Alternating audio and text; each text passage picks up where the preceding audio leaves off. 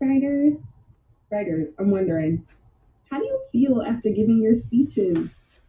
Are you proud of yourself? I know I am after giving my speech. I feel so much better, so much stronger. Now, writers, I have a secret to tell you. This whole time that we've been thinking that we've been becoming stronger speech writers, we're actually just becoming stronger writers. We're becoming stronger opinion writers. So let's take a minute and think about everything that we've learned about opinion writing. Okay, so right now, I'm going to do it too. Will you list out loud across your fingers? At least, let me try to do like three things that you've learned about opinion writing. I'm going to do it with you. You ready? Okay, let me think back about opinion writing. Well, I know one of the first things that we want to do is have a big, bold claim.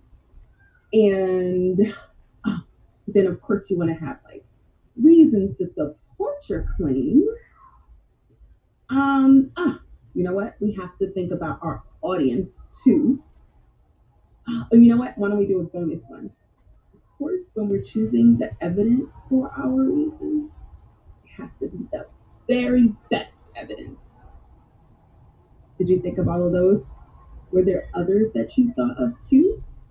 Well, if there were others, make sure you list those down and put them in a safe spot, maybe in your notebook, so you can enjoy them and remember them always. So, writers, today we're starting a new bend for this unit. We're starting a new idea of what we're going to be writing about. And we're going to be coming up with our ideas the same way that we came up with our ideas before. We're going to come up with a topic that we care about, and then we're going to fast draft some opinion writing. Only this time, instead of writing persuasive speeches, we're going to write other kinds of opinion writing, petitions, and persuasive letters.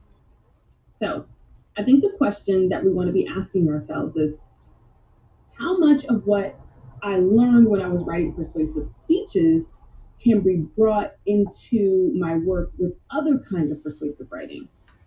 Okay, so I thought for our mini lesson today, we could do an inquiry, which is an investigation into that question. Okay, so here's our question. What moves have we learned as speechwriters that we see other writers using in other kinds of opinion writing? Okay, so I'm going to read through a petition. And a petition is a type of opinion writing that people write when they agree with the cause and when they want others to sign, saying that they agree with the cause too. Or they write a petition because they are against the cause and they want others to sign that they are against the cause as well. Always the writer leaves spots for lots of people to sign the petition. And then usually the writing is sent to someone who has the power to make some decisions. So I'm going to read a petition against the Lego company. It was written by a group of girls. It got over 68,000 signatures. As you're listening to it, will you be thinking about our inquiry question? What moves have you learned as persuasive speechwriters that you see the writer of this piece using? Okay, let's take a look. So our article says, tell Lego to stop selling out girls. I mean, right there, it feels like a big, bold claim, right? Okay, let's start reading right here. Lego is for all of us. After 4 years of marketing research, Lego has come to the conclusion that girls want Lady Figs, a pink Barbie-licious product line for girls, so 5-year-olds can imagine themselves at the cafe, lounging in the pool with drinks, brushing their hair in front of a vanity mirror, singing in a club, or shopping with their girlfriends. As Lego CEO Jorgen Big Noonstruck puts it, we want to reach the other 50% of the world's population. It seems like here they're saying that Lego is trying to sell to girls. Okay. So as representatives of that 50%, we aren't buying it. Whoa, that feels like another big part of their claim. Marketers, ad execs, Hollywood, and just about everyone else in the media are busy these days insisting that girls are not interested in these products unless they're pink, cute, or romantic. Interesting. Wow, let me skip down a little bit. Wow.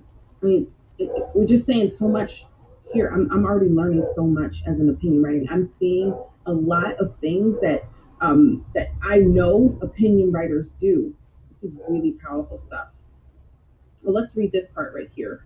As Stephanie wrote in her Spark Movement blog, girls do like many things. Oh, wait, so there's like a quote here. Oh, whoa. That's interesting. And then down here, if we scroll down a little bit more, there's like, look, there's like dates here. Oh, look, right here. They're speaking right to their audience, right to who they want to listen. Lego, we are asking you to go back to advertising and offering all Legos to boys and girls. Oh, so interesting. Wow.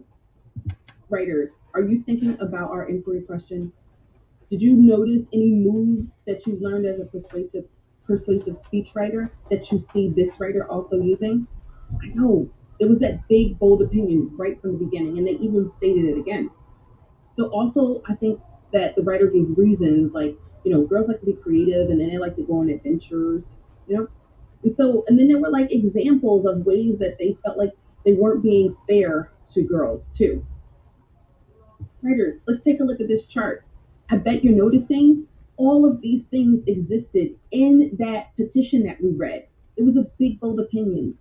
The writer lists reasons, addressed their audience. There was evidence to support the reasons, quotes, examples, and some transition words. I mean, I feel like we could use this chart forever and always whenever we're writing any kind of opinion piece. So writers, here's what I'm thinking. Even though you work so hard on writing persuasive speeches, does it seem like if I said, why don't we go off and fast draft a quick petition that you could pretty much do that? I think you could do it. I mean, it probably wouldn't be perfect, but that's okay. We could try it out today and start working tomorrow and making it better and better. And you could also try writing persuasive letters if you like, because they will probably have the same sorts of moves. When you learn one kind of opinion writing, you that can help you to write lots of kinds of opinion writing. So let's think right now of a topic that you want to write about. It might be a topic that you wrote about in your notebook earlier, or maybe it could be a topic that you think about right now. Okay, so pause for a second, get yourself a topic, and then let's come back and think about how we want to put that topic together. Okay, so if I wanted to practice this with my topic about having diverse classroom libraries, I think that I could maybe start like, okay, I could start right here. I could say, I think we need to have diverse classroom libraries. And then I could say, like, I could talk about the problem and then I could talk about the solution. Do you see how I'm already doing some planning? So maybe you could do the same thing. You could think about your opinion and then you could plan for what you'll write. All right, are you ready to give it a try? Writers, you can open up your notebook. You can dive right into writing. Off you go.